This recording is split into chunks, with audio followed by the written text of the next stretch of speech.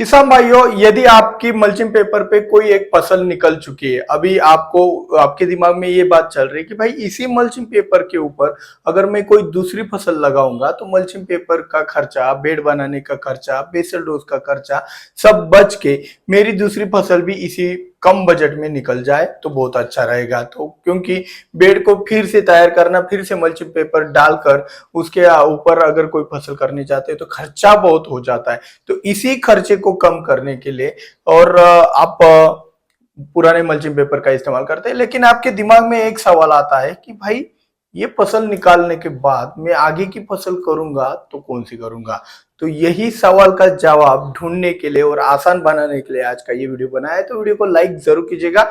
चलिए शुरुआत करते हैं, पुराने मल्चिंग पेपर पे कौन सी फसल करें जिससे हमें ज्यादा से ज्यादा फायदा हो। तो सबसे पहले कुछ महत्वपूर्ण बातें हम समझ लेंगे, क्योंकि फसल बता दिया या फिर फसल बता कुछ चुनने का तरीका बता दिया तो जो महत्वपूर्ण बात है वो रुक जाती है। तो वो सबसे पहली महत्वपूर्ण बातें कौन सी है, तो भाई पुराने मल्चिंग पेपर की फसल निकल जाने के बाद, पहली वाली फसल निकल जाने के बाद आपके खेत के अंदर बहुत सारे खरपतवार होते हैं। तो सबसे पहले जो भी खरपतवार है उनको तो सबसे दूसरे दिन ही नष्ट कर दो। जिस दिन आपने निकालने का कोशिश किया या फिर तय किया कि भाई मुझे ये फसल निकालनी है, उसी दिन खरपतवार का इस्तेमाल कर देना है, सबसे पहली वाली बात। दूसरी वाली बात यह है कि आपके फसल के ऊपर कोई भी प्रकार का डिसीज या फिर कोई भी प्रकार का कीटक अगर होगा तो उसके संबंध में सस्ता वाला जो भी एक इंसेक्टिसाइड होगा, फंजीसाइड होगा, वो डाल दीजिएगा। जैसे कि रेड माइट हुआ, तो आपको क्या करना है भाई, सल्फर से पूरा, सल्फर सस्ता मिलता है, बहुत महंगा भी नहीं है। 200 लीटर पानी के लिए 200 ग्राम के हिसाब से आपको पूरे के पूरा अच्छी तरीके से स्प्रेइंग कर देना है, जिससे कोने कोने वाला जो भी रेड माइट है वो खत्म हो जाए। ठीक है। डाउनी मिल्ड्यू होगा तो आपको ज्यादातर आगे वाली ऐसी फसल चुननी है जिसके ऊपर डाउनी मिल्ड्यू आता ही ना हो, ज्यादा परेशानी उसके अंदर आती भी नहीं हो। लेकिन यहाँ पे सीजन का भी एक दौर आता है कि भाई बारिश के सीजन में डाउनी मिल्ड्यू आता है, ठंड के मौसम में नहीं आता है। तो ये भी एक बात यहाँ पे ठहर जाती है। तो डिसीज और कीटक का कैसे करना, और हाँ, जैसे हमने सल्फर लिया, पाउडर मिल्ड्यू के लिए भी कर सकते हो, डाउनी मिल्ड्यू के लिए आप ब्लू कॉपर का भी इस्तेमाल इसके लिए सस्ते में बढ़िया कर सकते हो। तो खरपतवार निकाल देने हैं, ये सबसे पहली बात हो गई। दूसरी वाली बात हो गई, ज्यादा पानी देकर मल्चिंग पेपर के अंदर जो भी हीट है, जो भी उष्णता है, उसे निकाल दीजिए।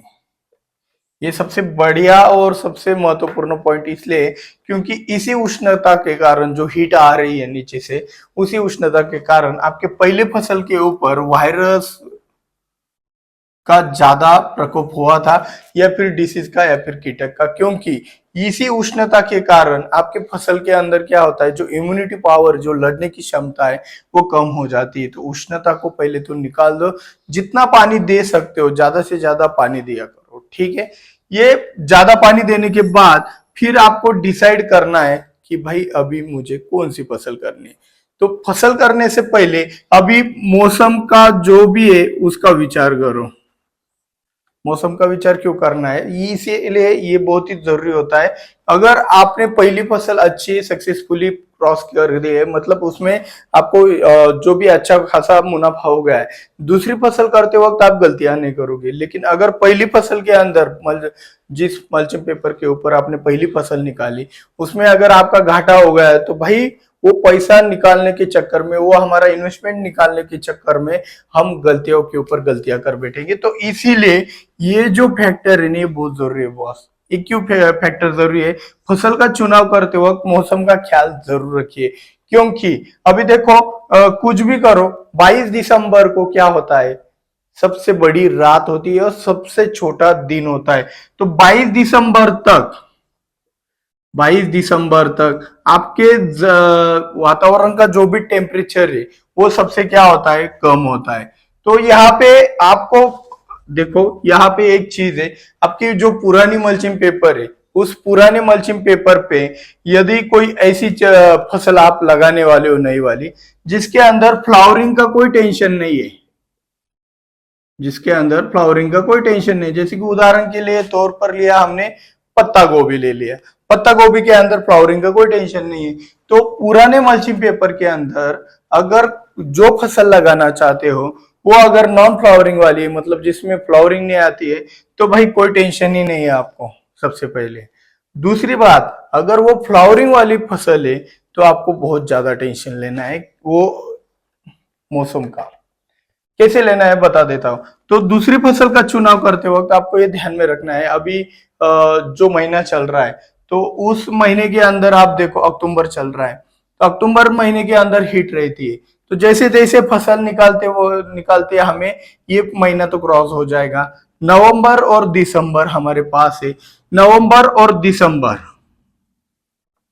नवंबर और दिसंबर, ठीक है।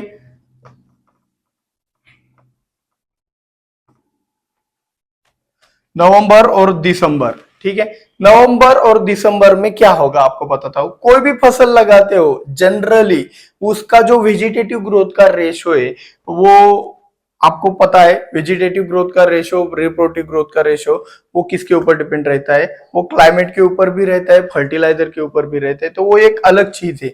लेकिन जो वेजिटेटिव ग्रोथ का तेज रहता है, मतलब पहला हमने बीज बोया तो उसको एक महीने तक हम फूल नहीं पकड़ सकते, आते हैं लेकिन पकड़ नहीं सकते, अगर पकड़े तो स्टोरेज खत्म हो जाएगा। तो एक महीने का कम से कम समय हमें देना पड़ता है, मतलब 30 दिन आपके वेजिटेटिव ग्रोथ के हुए, ठीक है। ये 30 दिन आपके वेजिटेटिव ग्रोथ के हुए। तो ये 30 दिन वेजिटेटिव ग्रोथ के आपको इस तरीके से समझना है कि भाई इसके बाद 31वें दिन आपका क्या होता है, फ्लावरिंग चालू हो जाना चाहिए। लेकिन आप एक इमेजिन कीजिए, अभी फसल लगाने से पहले 31वें दिन अगर आपका फ्लावरिंग स्टार्ट हुआ और उसी दिन अगर आपका बहुत ज्यादा ठंड है, तो क्या ये फ्लावरिंग सस्टेन कर पाएगी या फिर नहीं? ये भी बात ध्यान में लीजिए। अगर गलती से किसी ने 1 नवंबर को या फिर 15 नवंबर को अगर फसल लगा दिया तो क्या होगा? उसको तो 30 दिसंबर तक तो कुछ आउटपुट नहीं मिलने वाला, क्योंकि ठंड बहुत रहेगी या फिर ठंड के मौसम में ठंड रहती है। तो अगर टेम्परेचर आपका तापमान 20 डिग्री सेल्सियस के अंदर जाता है, 15 डिग्री सेल्सियस के सबसे निचले स्तर पे जाता है, तो वहां पे दिक्कतें आना स्टार्ट होगा, फ्लावरिंग ही नहीं आएगा, फसल ही ग्रो नहीं कर पाएगा। अगर जिस वेजिटेटिव ग्रोथ के लिए हम 30 दिन देते हैं तो इन 30 दिनों का सब भार हमारे ऊपर रहता है, क्योंकि उस 30 दिनों में हमें कोई फ्लावरिंग नहीं मिलता और उसका कोई खर्चा हम निकाल नहीं सकते, वो हमारे जेब से जाता है।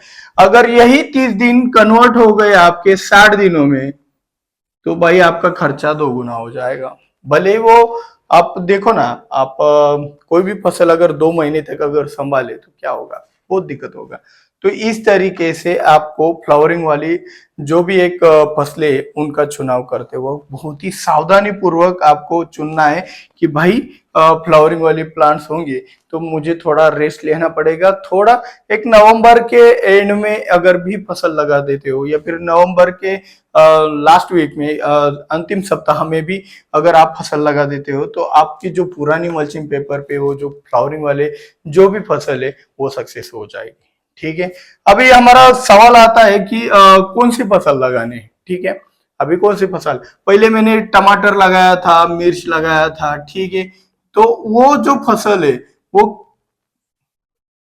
यही फसल आपको रिपीट नहीं करनी है। अगर यही फसल रिपीट करोगे तो गड़बड़ी हो जाएगी। भले ये आपकी फसल अच्छी भी निकल चुकी हो या फिर कुछ खराब खराब हुई तो और भी टेंशन है। एक बार अच्छी निकल चुकी होगी, मतलब टमाटर कोई भी कारणवश खराब नहीं हुआ था, सिर्फ उसका आयु हो गया तो वो बैठ गया था। ऐसी अगर कोई समस्या है, मिर्च का भी वैसा बहुत ज्यादा प्रोडक्शन ले लिया तो वो स्टोरेज ना रहने के कारण बैठ गया।